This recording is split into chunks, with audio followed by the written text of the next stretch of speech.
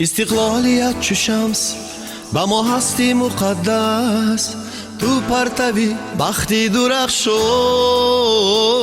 تا به سوی قله‌ای مقصود و مراد، کشاید بالا پر نیروی انسان. مانندی بهی زیبا در روی جهان باشد، دیار دل ربایی کسارا.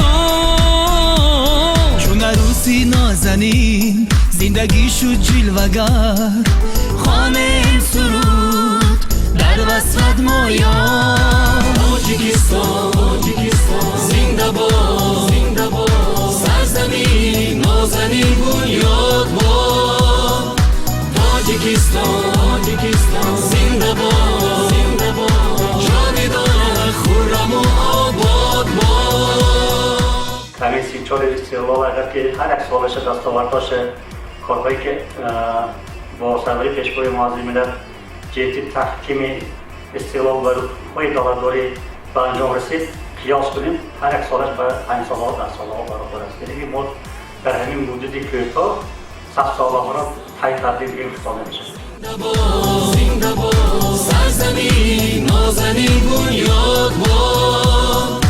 تاجیکستان زنده باد، جاودان خرم و آباد باد. استقلال دولتی این معنایش همین است که همون دولت صاحب استقلال است که سیاست داخلی و خارجی خودش مستقلانه به دخالت دولت دیگر معین میکنه.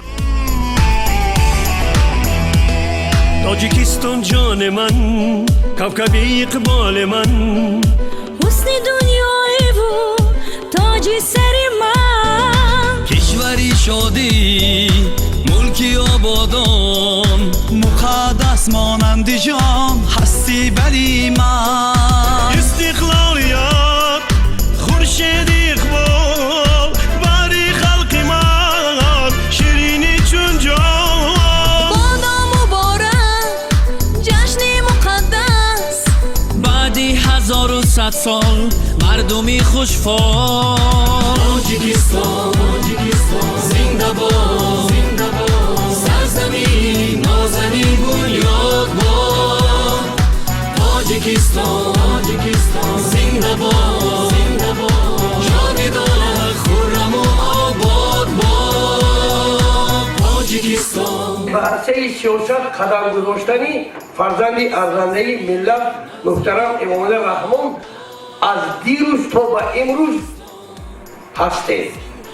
دیدیم، آموختیم، خواندیم و امروز بگوییم خلق نیکنام و سربلند تاجیکستان عزیز در دست پرچم بلندترین ملت، در روی سینه نشان بهترین ملت و در لب غزل شیرینترین ملت.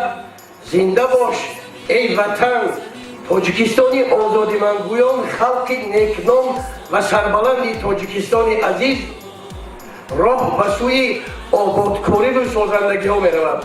استقلال دولتی برای هر یک کشور پدیده بی‌نهایت مقدس، والاترین و پرارزشترین دستاورد دولت و ملت تاجیک به شمار می رود. ما جوانان زاده دوران استقلال شکرگزاری از صلح و وحدت ملی و استقلال تاجیکستان عزیز میکنیم و آینده برای پیشرفت تاجیکستان صاحب استقلال و خلق ملت خویش خدمت می‌نماییم. جاودان خرم و آباد باد.